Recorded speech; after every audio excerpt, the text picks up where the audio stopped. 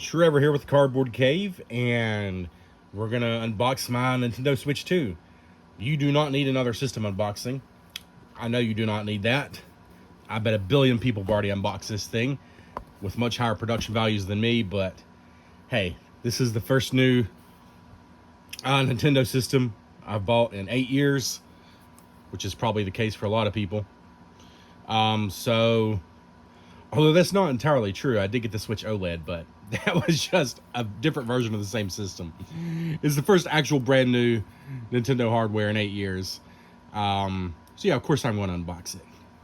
But I'll give you a quick look at the box, but we're not wasting any more time. It is almost a cube. It's square shaped, obviously, and smaller than I expected, but also heavier than I expected. Clearly, they didn't waste a lot of packaging in here. It's very tight.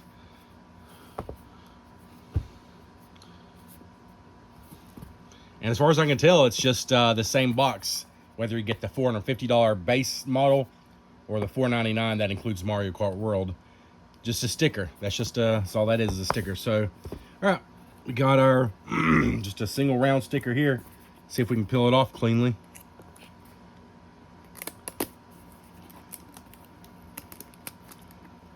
Yep, that comes off quite easily. Whoa. I think it wants to be turned this way. Oh. There we go. Did you see that? Did any of you see that news story about a GameStop? I think it was in Syracuse, New York, where a GameStop employee stapled everybody's receipt. They said it was over 100 Switch 2 consoles. Stapled the receipt straight to the front of the box right here, which was a stupid thing to do regardless, but it really sucked because look how close the screen is to the top. So yeah, not that you would do anything stupid like put something super heavy right on top, but I don't recommend it. I'm sure these things were shipped a certain way, and then they're put inside of a case at your Walmart or Best Buy or wherever. They're not meant to put something heavy right on top because the screen is right there, which does seem kind of crazy, but hey, as long as they arrive in good shape, I don't care. Let's just go and set this out for right now. I'm going to get everything out. 2 Joy-Cons. What we're going to do is we're going to get everything out. Then we're going to just really do everything. Fill everything. So this just lifts out. There's definitely some paperwork in here, though. Oh. Well, there. Excuse me, I'm under the weather. I'm glad this is covered up, or I would have had to edit this video. Yeah, so you get a card, just a simple card for the Mario Kart World download. Again, this is $50 more than the standard console. It's $499. But you're getting an $80 game with it, so it does seem like a better deal, obviously. Health and safety guidelines is something no one will ever read, but it's necessary to include, I suppose. And then what else we have in here? A fancy-looking HDMI cable and the 2 straps, but these straps are also a little extra support for using mouse mode to make it glide more. Man, I'm unboxing a new Nintendo system, and I just need to cough so badly. Of course, now would be when I choose to get sick. If you watch my videos, you're used to it, though. You're not used to incredible professionalism. Honestly, I kind of forget that they still include this because I never used it with my Switch. But it's a pretty cool bonus because, especially now that the Joy-Cons are bigger and nicer, it's a pretty cool bonus to be able to hold it like a standard controller. And I forget that this is included in the box, but it totally is. I'm excited about the way these Joy-Cons connect. So much nicer. I could tell just from watching videos, so much nicer than the old Joy-Con connection. All right, then what else we have in here?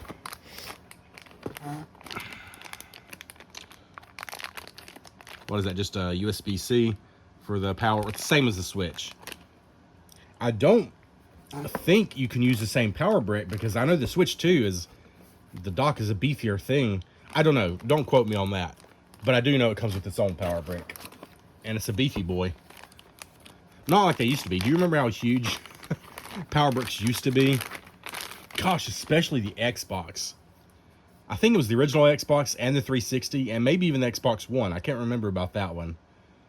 It had these huge bricks, which were even bigger than like the old NES, Sega Genesis, SNES. This is a chunky boy. I mean, this is bigger than like your iPhone brick. And then I think that just leaves the dock. There's quite a bit of weight still in the box, so I can tell this is a beefy dock compared to the last one. Right. So just to confirm, you now got an empty box. I gotta say, one thing I like is this is one system box. Say 10 years from now, if I'm packing it up, because I've got so many systems I've packed up in the original box, because I'm somebody that saves things like this. This is one where I won't have to guess where everything goes. It's pretty straightforward. It's just 2 trays. I kind of appreciate that. That seems silly, but pretty much all cardboard. Well, except for all the plastic bags. It's all cardboard except for the plastic. So what do we start with here? Let's just do the dock first.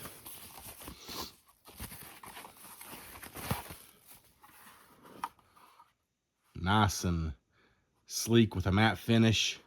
Of course, the rounded edges are different than the original Switch dock.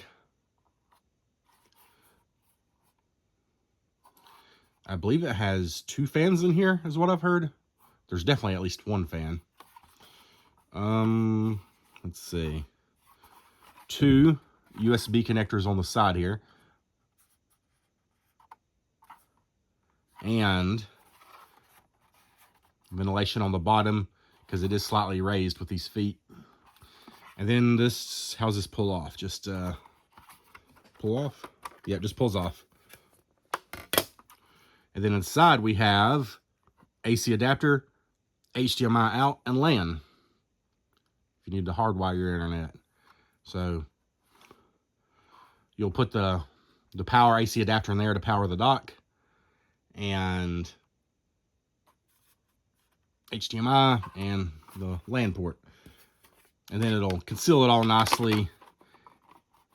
Which the original Switch dock did something like this, but this one seems even nicer because all your cords will just come out here and everything else will be hidden back there. So that's kind of neat. But it feels chunky, definitely feels it's not like super heavy, but it's heavier than the original Switch dock for sure. Let's see, get the cable out of the way. Ultra certified, ultra high speed. Nintendo branded cable here. How long is it? Let's see. I'm going to guess 3 or 4 feet just from looking at it here, but let's see.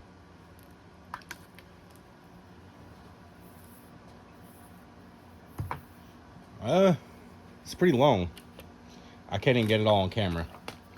Here, I'll double it up. So there's, still can't get it on camera, but there's, you know, it's twice that length. It must be 6 foot. Hold on a second.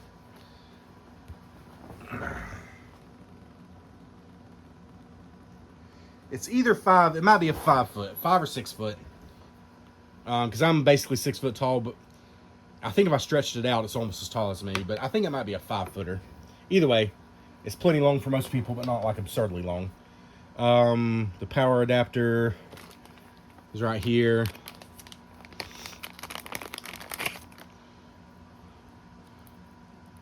Honestly, this might seem silly, but I do wonder about these things. I'm going to zoom out. I wonder about these things when I'm buying new hardware. Is the power cord going to be long enough for where I need it to reach to? It's kind of hard. I do have a tape measure, but it's kind of hard to measure a cord like this. That's why I'm just trying to give you a good estimate. It is also plenty long, I would say. I would say 6 foot. I would say 6 foot for sure, because this is as tall as I am for the AC cord. Okay, and the brick, of course. Go and get these out. So it's a wrist strap, which you remember, well, all the way back from the Wii days. Nice tightening mechanism there. Let's zoom back in.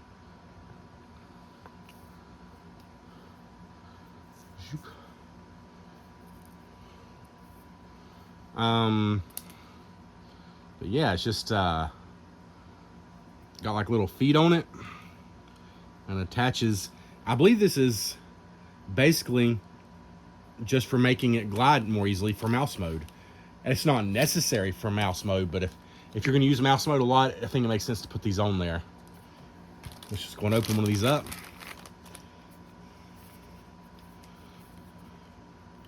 Ooh, yeah. I know everybody said it. I don't need to rehash everything, but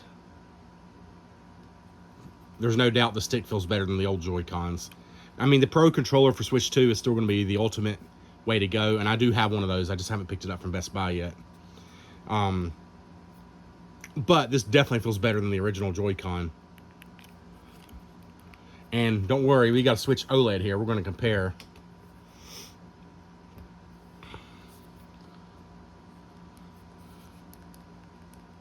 The buttons are just a little bigger, which is always nice, including the shoulder buttons up here. So I'm a 6 foot tall, big boy. It feels much more reasonably sized than the original Joy-Cons. Ooh, this is like a totally new button. What is that? Oh, that's the release. Interesting. We'll see how that works. Because, yeah, here's the L and R button. L and ZR. Which definitely feel nicer than before. Okay. And let's just... I've not looked at the instructions, but I bet I can figure this out. Oh, I still got a plus and minus, so... Oh, yeah. Can kind of only go one way. I mean, they're color-coded. Right. Yeah, there you go. Honestly, there's no reason you can't just leave this on, so it's just ready for mouse mode anytime. And hey, it gives you a little more bulk up here. So I don't know, I don't see any reason to take that off. I mean, I guess if you hate the strap would be a reason to take it off. Of course, if you don't care about resale value and stuff, you can always cut that strap off. That's totally up to you. But anyways, that makes it more glideable for mouse mode. All right. The other one's going to be the same, but we'll show you anyways. And then, let's go and attach them on here, I suppose. Oh, that's right. Oh, wow, that's so nice. I got to be honest with you. It always kind of shocked me how... Let's see how easy this comes off, first of all. Do I need to release it? Oh, wow. That is so cool. Let's do that again. It's snug on here. It's not coming off. This little button here pops right off. So that's pretty cool. But anyways, it always shocked me with how overall sleek the Switch was for its time and with how good of a job Nintendo did with the hardware. I've always been frustrated with the controllers attaching, reattaching, pretty much everything to do with the controllers has just never felt as smooth to me as it should be. So this is a big improvement to me. I mean, my goodness, it's so much easier. So there's the thing that a lot of you probably forgot the Switch came with, and the Switch 2 does as well. This, I think they called it the dog bone. It just gives you a better way to hold these Joy-Cons if you want more of a traditional controller feel. But it's not going to replace a Pro controller. Pro controller is still the way to go if you want the traditional controller feel. Now, as far as unattaching, again, this trigger. Oh, it's designed so you can do it with one hand, I suppose. Let's see. Where is it? Okay, yep. You just got to pull firm. Don't pull hard, but yeah, I mean, just a firm pull with the trigger to press. And you see when you press the trigger, that's all it does, is it pushes out that little nub, which releases the magnet, because this is metal in here apparently. I don't know which side is magnet. Sorry, which side is the magnet and which side is the metal. I'm guessing the Switch console itself is the metal and this is the magnet. But either way. All right, so let's quit clowning around.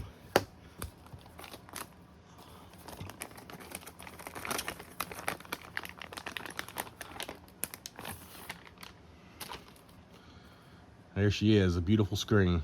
So reflective. There's my ugly face.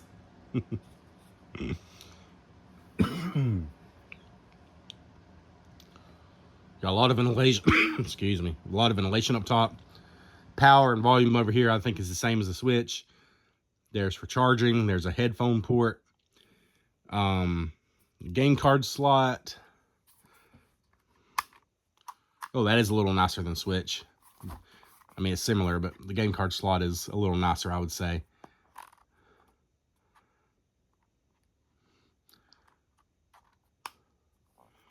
Okay, then on the bottom, wait a minute. Oh, that's right. It's got 2 of these USB-C ports for things like the camera and maybe other things in the future. Speakers on the bottom look serious. It's a little hard to handle without the Joy-Cons on it. It feels premium, but I gotta be honest with you. It is...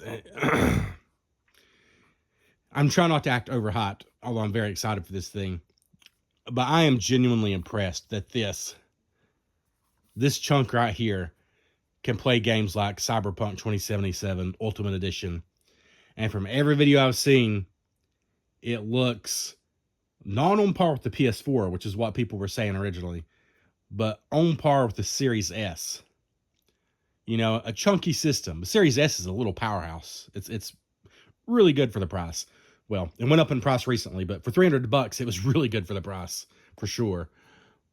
But the fact that this can pull off a game like Cyberpunk 27, which, although it's several years old in its original form, has just seen a lot of updates over the years and an expansion that didn't even come out for last-gen hardware because they couldn't handle it. And this little thing that's half an inch thick can handle that game with all the content and run pretty darn well. It can run pretty darn well from all the videos I've seen, just like yesterday from people who got their game early, the Switch too early.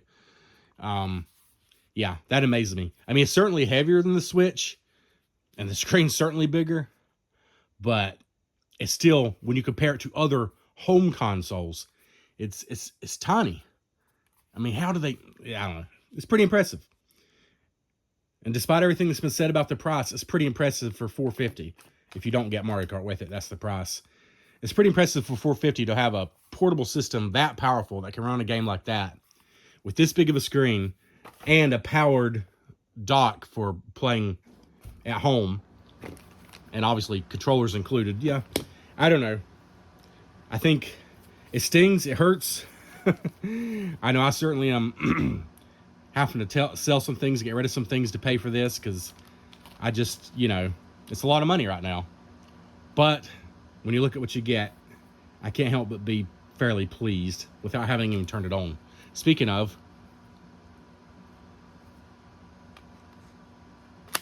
wow. I can't tell you how much nicer that is. It practically pulls itself in if you just get close, because it's a magnet. And as others have shown, you're not going to pull them off accidentally. You might pull them off on purpose if you pull hard enough. At the end of the day, it's a magnet. But you're not going to do it accidentally. I am... This put a lot of faith in Nintendo's magnet, but there you go. The full weight of the system, only holding this Joy-Con. And it can handle a lot more than that. However, oh, I'm pulling the wrong thing. There it is. This switch back here. I was doing the ZR button. It's back here.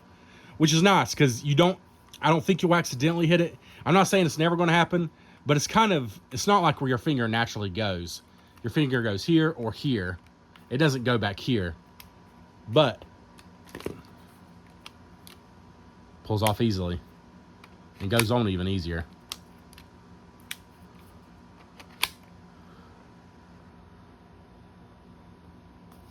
Maybe too much has been made about this, but if you're someone who's pulled a lot of Switch Joy-Cons off, you appreciate this. You appreciate how easy this is. Anyways, enough of that. What we're going to do now is some comparisons, and I'm going to run upstairs and get my son's original Switch so I can compare to that as well as my OLED model. You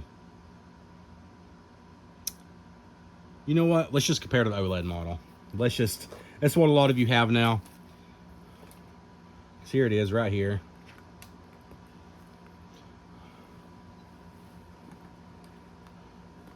I mean, hopefully you can tell. The Switch 2 is bigger.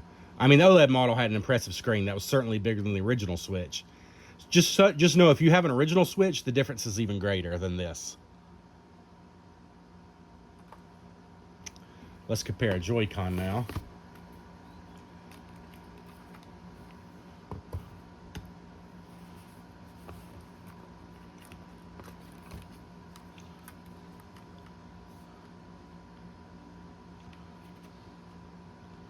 I mean, it's notably bigger. Let's see if I can line up at the top. Let's see, I compare now. There.